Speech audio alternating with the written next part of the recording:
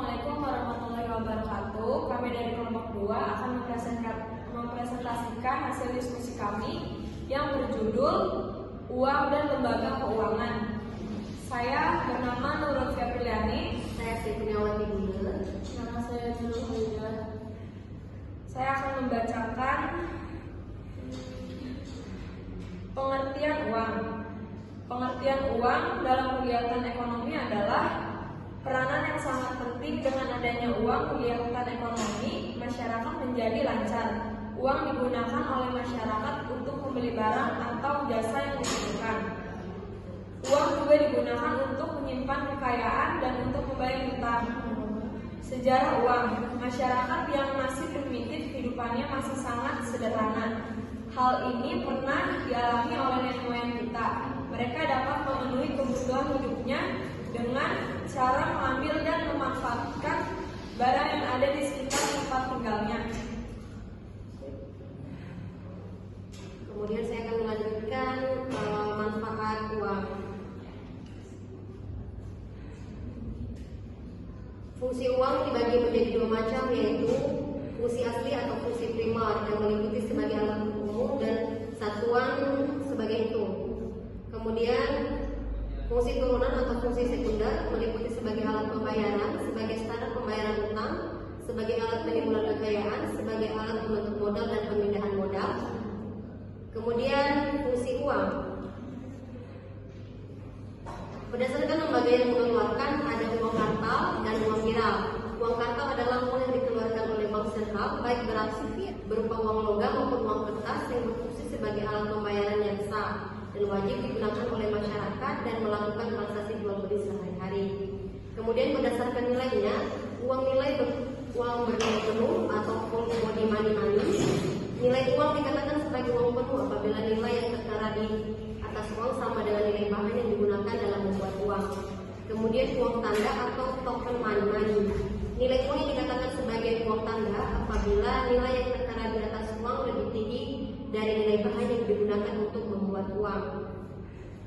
Kemudian berdasarkan bahan pembuatannya ada uang logam dan uang kertas. Uang logam adalah uang yang dalam bentuk koin yang biasanya terbuat dari logam perunggu, perak, dan emas. Contohnya uang logam yang ada di Indonesia kita yaitu ada 500 perak, 100 perak, 200 perak, sampai uang logam yang 1000. Kemudian ada uang kertas. Uang kertas merupakan uang yang bahannya terbuat dari kertas atau bahan lainnya yang memiliki kualitas tinggi, yaitu tahan air, tidak mudah robek atau luntur. Demikian.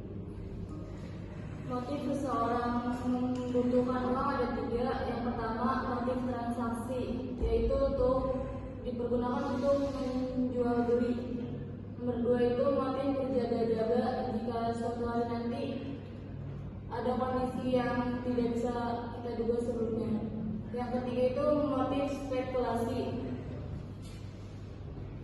yaitu untuk melakukan transaksi yang sifatnya spekulasi. Misalnya uang yang mereka miliki digunakan untuk membeli saham pada perusahaan tertentu yang dinilai bisa memperoleh keuntungan yang besar, meskipun dengan risiko yang tinggi karena sifatnya yang tidak pasti. Pengertian lembaga keuangan. Lembaga keuangan adalah lembaga yang kegiatannya menghimpun dana dari masyarakat dan menyalurkannya lagi kepada masyarakat. Lembaga keuangan merupakan perantara antara pihak-pihak yang mempunyai kelebihan dana dengan pihak yang memerlukan dana. Lembaga keuangan terdiri atas bank dan lembaga keuangan bukan bank. Sekian dari kelompok kami akan membuka sesi pertanyaan. Perkenalkan, nama saya Sulandari dari kelompok 1. Izin bertanya, uang yang bagaimana yang dapat diterima oleh masyarakat?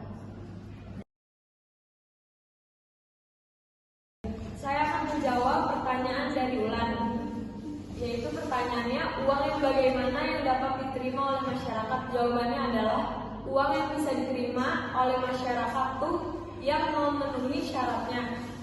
Pertama, dijamin pemerintah. Kedua, diterima secara umum, baik sebagai alat tukar, penimbun kekayaan, atau buat melunasi hutang. Ketiga, nilainya stabil.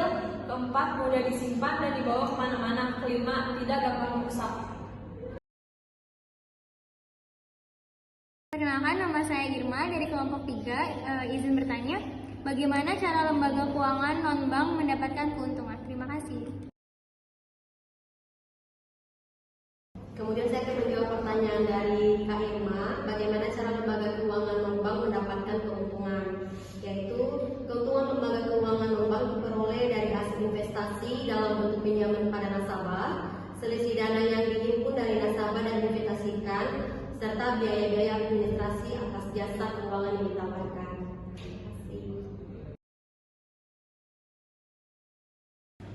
Assalamualaikum warahmatullahi wabarakatuh. Perkenalkan, nama saya Sela Agustin. Saya dari kelompok 4. Izin bertanya, apa pengaruh lembaga keuangan dalam kehidupan sehari-hari?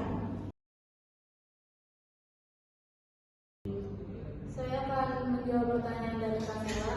Apa pengaruh lembaga keuangan dalam kehidupan sehari-hari? Manfaat lembaga keuangan dalam kehidupan sehari-hari yaitu memberikan kemudahan dan keamanan dalam transaksi keuangan. Contohnya menjadi lintas pembayaran tagihan sehari-hari, transfer antar bank, transfer uang ke luar negeri, hingga transaksi untuk berbelanja. Kemudian kesimpulan kita, uang adalah suatu benda dengan satuan hitungan tertentu yang dapat digunakan sebagai alat pembayaran yang sah dalam berbagai transaksi dan berlaku di dalam wilayah tertentu. Cara cari uang adalah sebagai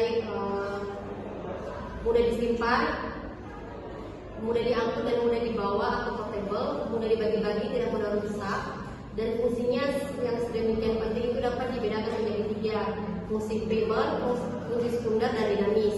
Kemudian ada 2 lembaga keuangan yang penting, yaitu bank dan lembaga keuangan bukan bank.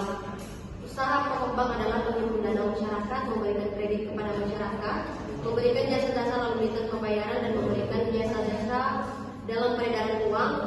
Usaha pokok bank ini melekat secara inherent dalam setiap bank. Terima kasih. Sekian dari kelompok kami. Wassalamualaikum warahmatullahi wabarakatuh.